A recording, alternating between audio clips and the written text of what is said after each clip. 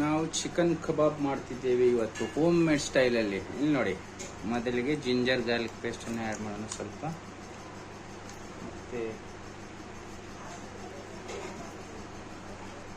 ಖಾರದ ಪುಡಿ ಹಾಕ್ತಾ ಇದ್ದೀನಿ,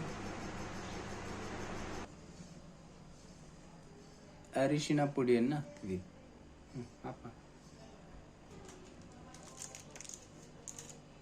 ಚಿಕನ್ ಕಬಾಬ್ ಮಸಾಲೆ ಹಾಕ್ತಿದ್ದೀನಿ.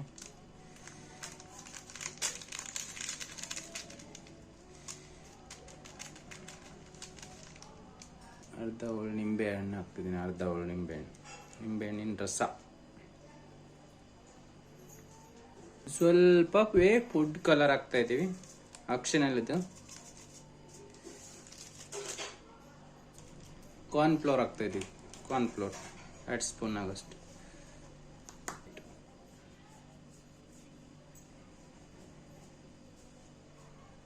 ಒಂದು ಮೊಟ್ಟೆಯನ್ನು ಹಾಕ್ತಾ ಇದ್ದೀವಿ ಹೊಡೆದು.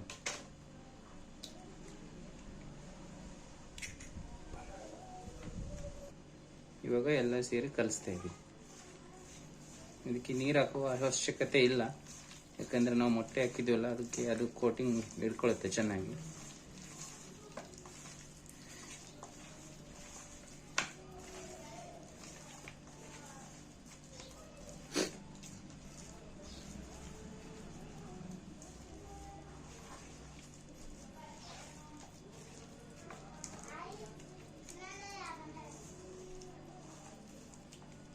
ಇದಕ್ಕೆ ಒಂದು ಅರ್ಧ ಗಂಟೆ ನಾವು ಮ್ಯಾರಿನೇಟ್ ಆಗ್ಲಿಕ್ಕೆ ಬಿಡೋಣ, ರೆಸ್ಟ್ ಕೊಡೋಣ ಇದಕ್ಕೆ ಅರ್ಧ ಗಂಟೆ.